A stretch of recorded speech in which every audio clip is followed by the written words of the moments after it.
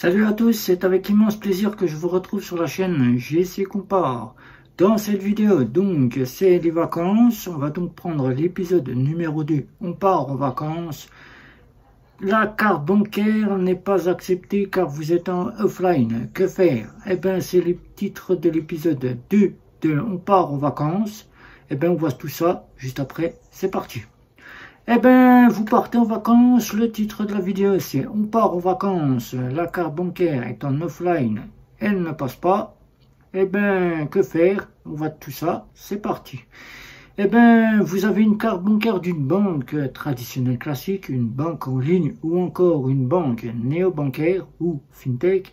Il faut savoir que ces banques-là ont tous des critères différents à travers leur carte bancaire. Certaines cartes bancaires disposent de la carte avec le Go-Badge, d'autres disposent maintenant de Visa et de Mastercard, et d'autres disposent d'une fonctionnalité supplémentaire du offline. Mais il faut savoir que tous ne vous diront jamais s'il y a du offline appelé du hors ligne, et auquel vous pouvez demander à votre banquier s'il y a du hors ligne. Il ne vous en donnera jamais si oui ou non il y en a. Alors tout simplement, il faut que par vous-même, vous puissiez au moins tomber sur un terminal de paiement qui n'est pas connecté à Internet. Je vous explique tout ça. Le terminal de paiement qui n'est pas connecté à Internet, c'est un terminal qui affiche la connexion Internet, mais auquel il n'y a pas de connexion. Ça arrive chez vous quand vous êtes en train de vous mettre sur Internet, ou bien que vous êtes en train d'être gamer, vous faites un petit jeu vidéo entre copains, et d'un seul coup, boum, vous voyez le réseau, et vous n'êtes pas connecté à Internet. Qu'est-ce qui se passe? Il faut que vous fassiez un reset de votre box pour que le réseau revienne pleinement. Et là, c'est au magasin, à la boutique auquel vous êtes, il faut que le terminal de paiement se remette à jour et que le terminal de paiement repasse en online, c'est-à-dire avec la connexion Internet pour que celui-ci puisse accepter toutes les cartes bancaires. Alors, votre carte bancaire, maintenant, banque traditionnelle classique, elle commence tout à passer à contrôle de solde. Elle conserve encore le Go-Badge, mais certaines, si elles n'ont pas cette mention qui est disponible à la caisse d'épargne ou à la banque populaire, vous ne pouvez donc pas nous dire s'il y a du offline ou pas.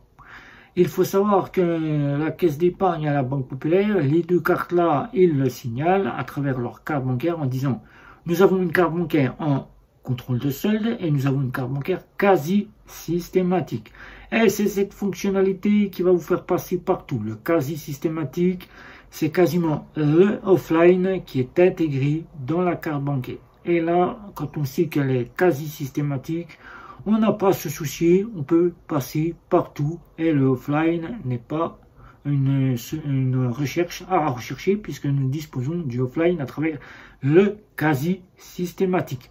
C'est pour cela qu'il faut, quand vous êtes dans une banque traditionnelle classique, demander à votre banquier si la carte bancaire est quasi systématique. Si vous lui dites comme ça, bonjour monsieur, excusez-moi de vous demander cette question, est-ce qu'il y a du offline sur la carte bancaire? Le banquier va se dire, mais je sais ce que c'est, mais je ne vais pas lui dire, car il n'a pas formulé correctement la formule que moi j'attends. Eh bien, si vous entrez tout de suite, que vous dites bonjour monsieur, est-ce que sur ma carte bancaire que vous m'offrez, il y a du quasi systématique, là le banquier va se dire, mais il a tout compris, je vais pouvoir lui informer si sa carte bancaire est quasi systématique. Et là, vous partez en vacances, vous vous dites directement, c'est le mois de juillet, je suis tranquille, et là, bim, vous arrivez à un péage, vous arrivez à un parking souterrain, vous arrivez dans une boutique, vous achetez des glaces, et là, le commerçant, il ne vous dit rien du tout, quasiment rien, vous êtes bloqué car le paiement ne passe pas. Vous posez la question. Le commerçant vous demande de refaire passer votre carte bancaire, ça ne passe toujours pas. Qu'est-ce qui se passe? Est-ce un bug de votre carte bancaire? Vous savez très bien que votre carte bancaire fonctionne. Est-ce car vous n'avez pas d'argent sur le compte, mais vous avez des fonctions d'argent sur votre compte? Donc, vous êtes paré pour payer, mais votre carte bancaire ne passe pas. Vous avez regardé sur Internet, car il faut toujours regarder sur Internet s'il n'y a pas des pannes au niveau de votre banque. c'est la première des choses. Et il faut regarder si des clients se plaignent que les cartes bancaires ne fonctionnent pas, qu'il y a un défaut des cartes bancaires. Si cela n'est pas là, vous pouvez demander aux commerçants d'aller payer dans un autre magasin et de revenir plus tard pour voir si la carte bancaire fonctionne. Si la carte bancaire fonctionne dans un autre magasin, c'est que là, le terminal de paiement du commerçant bug ou il est en hors-ligne. Et là, le commerçant seul, lui, peut savoir s'il y a un hors-ligne, car lui, il peut vérifier sa connexion Internet. Mais il ne vérifiera jamais, car le commerçant n'aura pas le temps de faire en sorte d'aller vérifier, puisqu'il a des clients dans sa boutique ou dans son supermarché. Dans un supermarché, les caissiers, les caissières, ils ne vont pas aller vérifier si le terminal de paiement est connecté ou pas. C'est vous qui allez le voir au moment où votre carte bancaire ne débitera pas votre compte en banque. Ne débitera pas et acceptera le paiement. Voilà, c'est ça le offline. Le offline, c'est une partie que vous disposez sur votre carte bancaire, si celle-ci en dispose. 100 à 250 euros jusqu'à 800 euros, comme vous pouvez vous dire chez Boursorama Bank. Mais Boursorama Bank, c'est une toute autre histoire. Et bien là, si vous passez au terminal de paiement, que votre paiement est accepté mais qu'il n'est pas débité de votre compte, c'est que vous êtes passé en offline. Rassurez-vous, si vous avez une carte de débit à contrôle de solde, là, c'est le offline qui va se mettre en place et votre débit sera débité soit 24 heures plus tard, soit 30 jours, comme le fait le compte Nickel. Et là, vous saurez donc que vous avez du offline. Si votre paiement est refusé malgré que vous avez les fonds sur un compte, que votre carte passe partout, mais qu'elle ne passe pas chez le commerçant, là, c'est soit le terminal de paiement qui n'est pas connecté, soit du offline. Et que faire si votre carte n'est pas configurée pour du offline? Eh bien, il n'y a pas 36 choses. C'est de tester dans un premier temps, si vous êtes en vacances, que vous prenez votre temps de tester le son contact. Si le son contact, que c'est une petite somme, ne fonctionne pas, c'est peut-être que vous ne pouvez donc pas payer avec votre carte bancaire. Si vous avez votre smartphone, vous testez avec votre smartphone, Apple's Wallet ou Google Wallet pourront vous faire passer, c'est Apple Pay et Google Pay. Si Apple Pay et Google Pay ne fonctionnent pas, c'est donc qu'il y a un souci au niveau de votre banque. Mais pour le offline, ça devrait fonctionner. Si vous avez votre carte qui est configurée pour du offline, vous devrez voir votre carte bancaire accepter le paiement, mais ne pas débiter votre compte en banque. C'est-à-dire que vous allez être à la façon d'un débit différé, mais qui sera débité que 24, voire 30 jours plus tard. Le compte est nickel. Alors que faire? Eh bien, si malgré que vous avez essayé tout simplement de faire passer votre carte, ça ne passe pas, là, vous pouvez vous dire tout de suite, je vais ailleurs, je laisse passer le paiement là, je laisse tomber la boutique, je vais ailleurs et je vais voir si ça passe ailleurs. Si ça passe ailleurs, c'est que la boutique était en offline et que vous n'avez pas de offline sur votre carte bancaire. Carte bancaire qui maintenant, banque traditionnelle, malgré le GoBadge, le logo CB, fait passer quasiment votre carte en online pour les cartes électrons, malgré le GoBadge.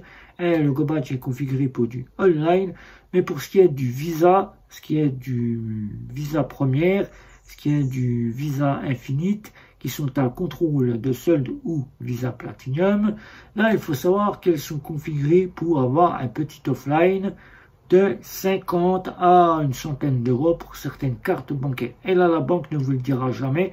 Et donc, là, votre carte CB, si vous êtes en France, vous fera passer, même si vous êtes en offline. Donc là, vous n'aurez aucun souci, puisque vous passerez votre carte bancaire. Vous n'aurez aucun souci de ce côté-là, car le GoBadge aura fait son travail. Et vous aurez payé comme si vous payiez avec une carte bancaire en online, malgré que le GoBadge sera configuré en offline. Il n'y a que pour l'instant les cartes électrons, pour celles qui en disposent encore, qui sont en online, qui n'ont pas la configuration pour du offline.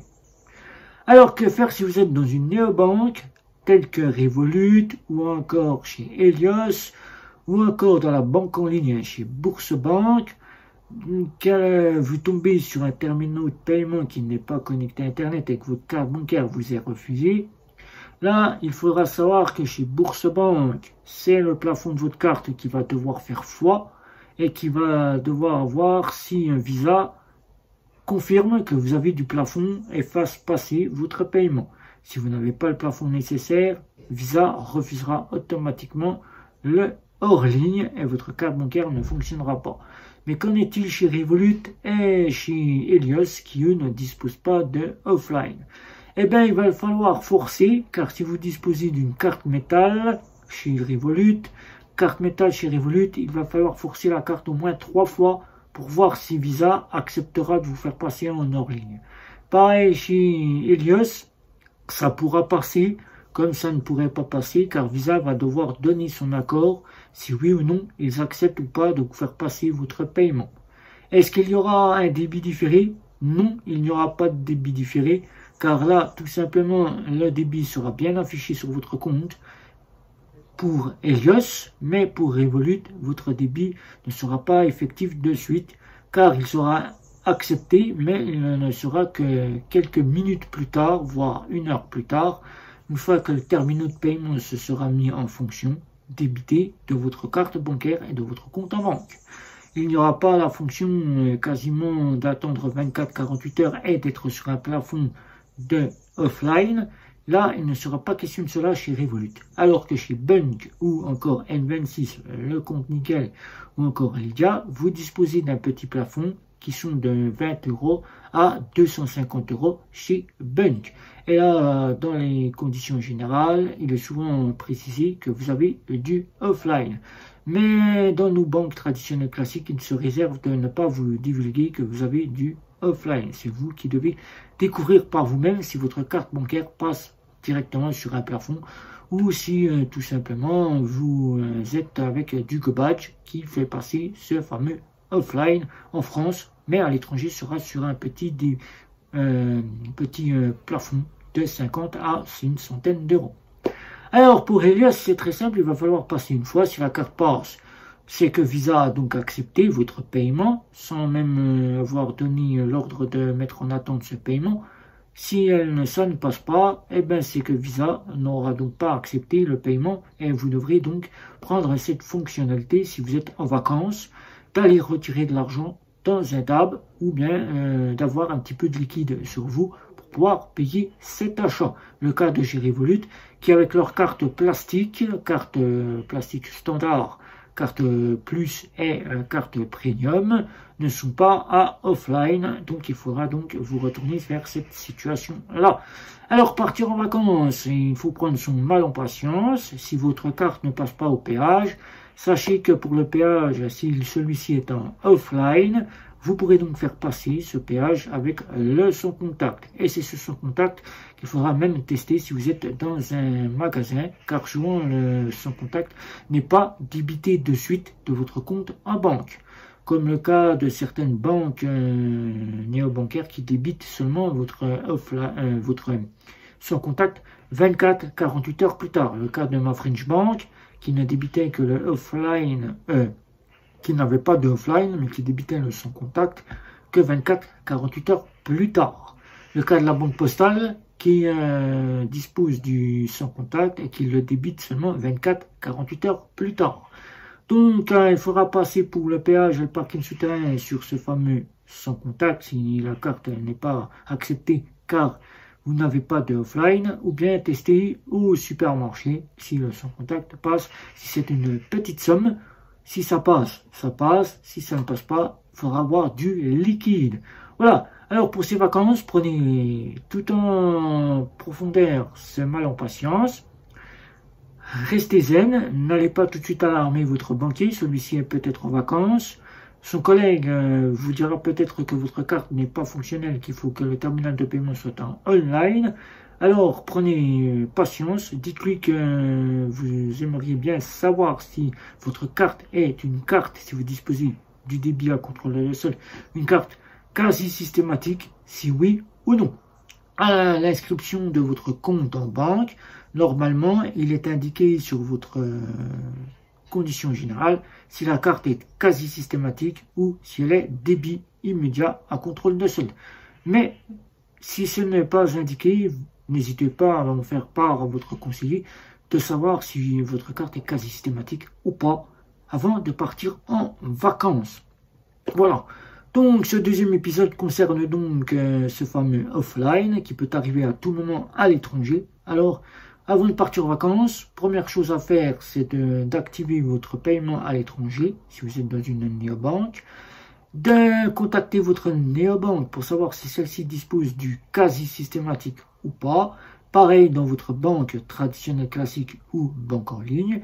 Et ensuite, si ceci ne dispose pas, d'avoir un petit peu de liquide sur son portefeuille et de pouvoir payer tout de suite en cas si la carte est refusée. Voilà le cas de chez Revolut, le cas de chez Yes si toutefois ça passe ou ça passe pas, et toutefois d'attendre que Visa chez Bourse-Banque ait pris le temps de consulter votre plafond de carte bancaire si celui-ci est aux normes de pouvoir payer. Voilà. Alors, pensez bien chez Bourse-Banque à avoir un plafond bien élevé, de ne pas l'avoir trop utilisé pour pouvoir partir en vacances. Voilà. Donc, ça est à peu près tout. Deuxième épisode, les vacances. Voilà. Bonnes vacances à tous. Un petit like, un petit abonnement, les réseaux sociaux, et sans en oublier, un petit commentaire. Ciao, ciao, ciao.